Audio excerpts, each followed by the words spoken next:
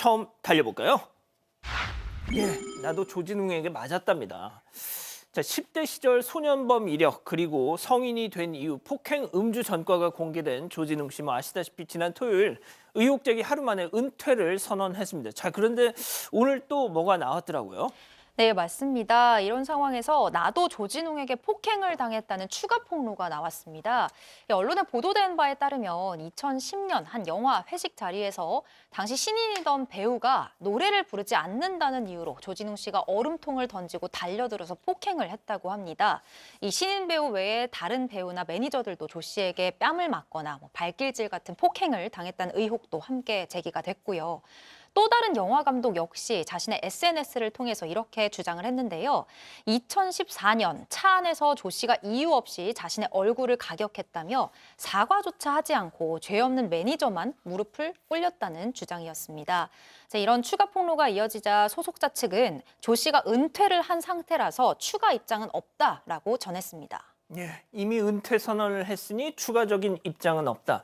자, 그런데 이 내용을 최초 보도한 매체는 이미 수년 전에 취재를 했던 모양이더라고요. 그러니까 과거를 최초로 폭로한 매체가 제보를 받았다라는 건데 그게 2017년이라고 합니다. 아, 근데 8년 전이네요. 예, 그때는 또 배우에게 소속사 측이 문을 했더니 소속사에서는 거꾸로 배우에게 확인을 했더니 근거가 없는 말도 안 되는 얘기라고 부인했다라고 했다라고 하는데 아무튼 그러면 그렇게 8년 전에 있던 게 왜 이제야 나왔느냐라는 것부터 시작을 해서 논란이 그치지 않고 있는 상황인데 사실 조진웅 씨가 여러 가지 역할들 극 중에서 좀 멋진 영웅이라든가 이런 모습들을 많이 보여줬지 않습니까? 대표적으로 그 드라마 시그널 같은 경우에는 세상에 잊혀도 될 범죄, 잊어도 될 범죄는 없다라는 그런 대사가 있었는데 그게 또 이렇게 돌아온 게 아니냐라는 얘기도 있고요.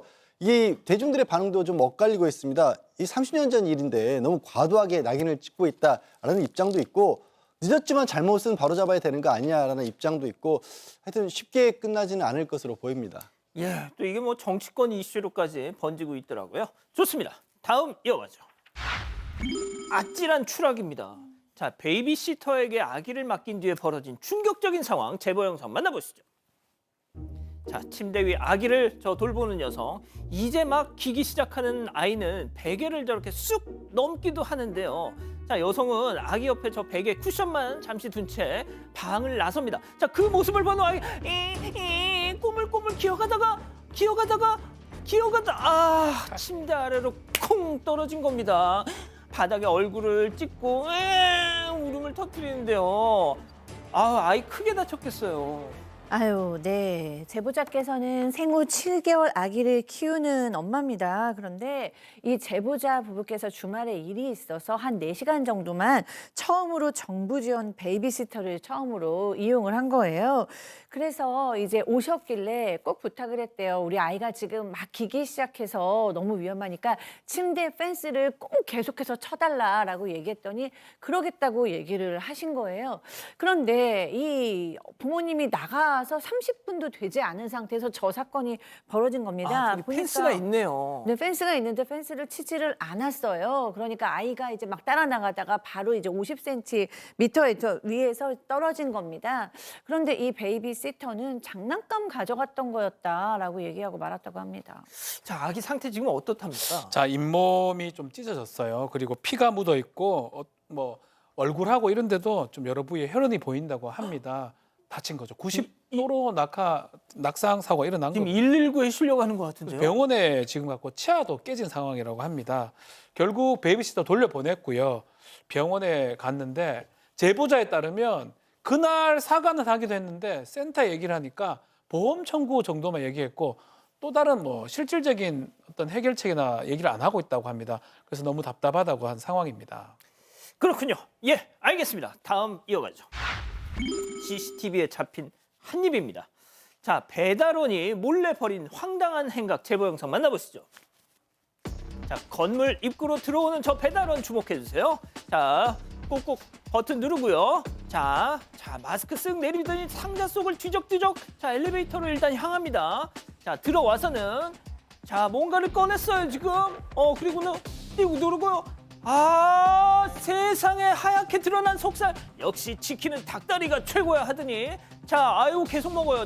띵 하고 다시 배달 마치고 내려갑니다. 먹던 치킨 마저 냠냠냠 다 발골한 뒤에 자, 그 뼈를 어떻게 할까요? 바닥에 던지고 발로 쓱 구석에 밀어넣고 마무리까지 하고 저렇게 나갑니다. 와, 정말 사람입니까? 이런 인간 때문에 배달하시는 분들이 도매금으로 욕먹습니다. 그렇죠. 이 경기도 고양시 한 복합주거단지에서 근무를 하는 관리인이 직접 제보를 해주셨는데요. 지난 2일 저녁이었습니다. 치킨 배달을 하려고 이 배달원이 건물 안으로 들어왔습니다. 근데 건물 입구에서부터 상자를 계속 뒤적거렸잖아요. 그러더니 엘리베이터에 탑승해서 뭔가 치킨을 하나 빼서 먹습니다. 이 배달원 배달을 마친 뒤에 남은 치킨뼈를 엘리베이터 바닥에 그대로 버렸고요. 발을 이용해서 구석으로 이 뼈를 밀어넣고 사라졌습니다. 저 주문한 손님은 치킨 먹다가 왜 이 닭은 왜 다리지? 했을 거 아닙니까? 그렇죠. 닭다리가 3개 있을 때는 뭐 이상하게 생각하지 않습니다. 그렇지만 한 다리일 때는 상당히 고통스럽죠. 왜냐하면 2다리라고 생각하기 때문에요.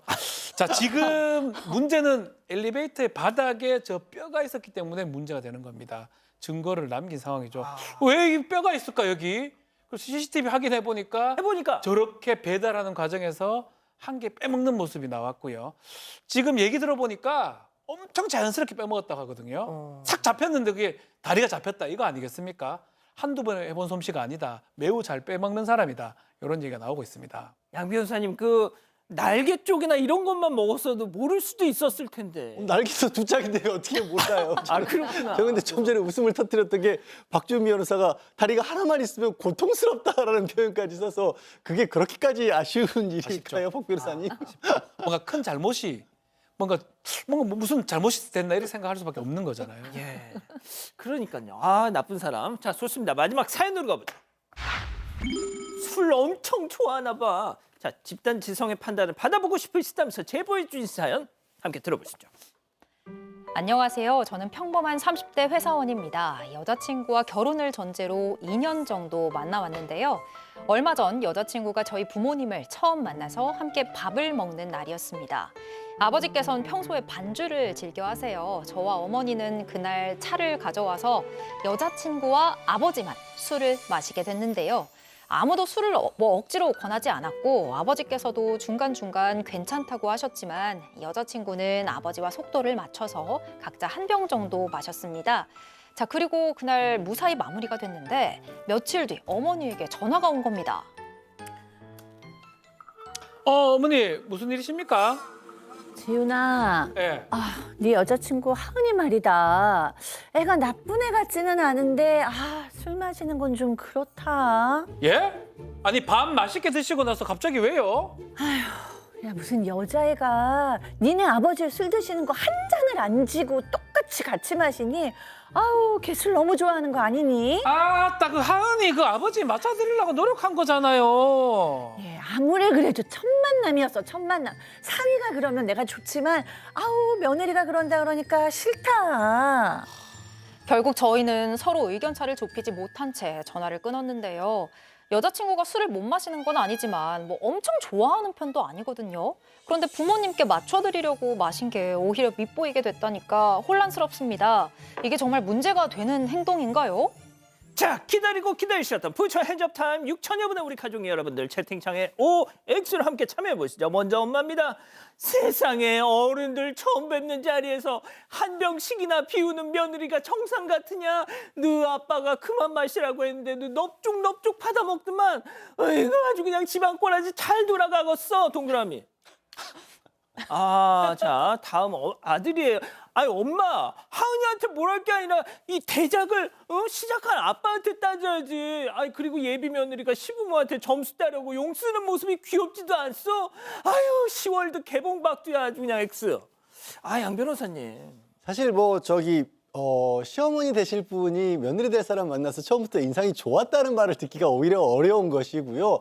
뭐가 있어도 좀 미워 보이기 마련이라고 엄마들은 좀 생각을 하시는 경향이 있는 것 같더라고요. 제가 아는 범위 안에서는. 그 와중에 이제 뭔가 같이 꼬투리를 잡아야 되는데 술을 많이 마시니까 이렇게 된 것 같은데 저는 제 사연자분이 너무 고민하지 마시고요. 어차피 있어야 할 그 며느리와 시어머니의 갈등, 이 사소한 일로 오히려 그 장벽을 허물어버리는 그런 계기로 전화 이복으로 만드실 수 있다. 다른 걸로 꼬투리 잡히는 것보다 저 정도면 넘어갈 수 있죠 뭐. 아, 그렇군요, 교수님. 네. 아, 저는 X를 들긴 했는데 어머니 마음이 이해가 안 되는 건 아니에요. 커봐요. 아들 키우죠. 커봐요. 그렇다니까. 아들 키우는 엄마 입장에서 결혼하고 싶은 여자를 데려왔는데 술을 아버지만큼 계속 마신다. 그럼 괜찮나. 앞으로도 계속 결혼 생활하면서 이러는 거. 자, 전국에 계신 이 시어머니들이 박상희 힘내라 지금 이러고 계시는 것 같아요. 그 마음이 사실 이게 좀 본능적으로 드는 건 사실인데 이렇게 그 마음을 조금 억누르고 머리를 생각해 보면 일단은 이 여자친구가 보통 때 술을 그렇게 좋아하지 않는다고 이 아들이 그러잖아요. 그렇다면 이 아버님께 잘 보이고 싶어서 노력한 거라고 봐야 될 것 같아요. 그리고 긴장도 좀 되니까 계속 이렇게 마신 것 같은데 그렇다면 귀엽게 봐줘야 되지 않을까. 다음번에도 계속 이제 이런 식이다. 그럼 좀 걱정스럽지만 일단은 패스하셔야 되지 않을까 싶습니다. 자, 박 변호사님. 각일병 했다고 합니다. 각일병. 그 소주든 맥주든 뭐 무슨 병이든 간에 각일병에서는 문제가 크게 일어나지 않습니다. 그러면 두 병을 마셨다는 거거든요. 아버지하고 시아버지 될 분하고 아무런 문제도 없고요. 오히려 이뻐해야죠. 아버지, 시아버지 대신에 같이 먹어준 거잖아요. 시어머니나 아들 대신에 이뻐해야 되고 만약 2병, 3병, 4병, 5병 넘어가서 야, 한 잔 더 안 하나? 뭐 이렇게 나온다 하면 모르겠지만 그런 상황 아니기 때문에 이거를 왜 흉보는가 이해가 안 되네요. 자, 김하은 아나운서. 어머님, 아버님 군말 없이 저의 술 친구가 되어주셔서 감사합니다. 저의 어머님, 아버님은 이런 거에 되게 열려 있으셔서. 진짜? 네, 저런 경우가 있었어요? 네, 저희 신랑 쪽 가족분들이 애주가세요. 그래서 오히려 즐기는 걸 좀 더 좋아해 주셔서. 근데 또 애주가가 아닌 집안에서는 또 이렇게 생각하실 수도 있겠다는 생각이 들긴 합니다. 네, 우리 가족 여러분들 굉장히 많은 분들이 여자친구분인 하은이에게 도망가라고 말씀을 주셨어요. 쿤마쿠님, 집행관님, 유재인님, 보통 주부님, 다 예비신부님 얼른 도망가라고 말씀해 주셨습니다. 그렇군요. 알겠습니다. 기다리고 있습니다. 사건 반장에 제보해 주십시오.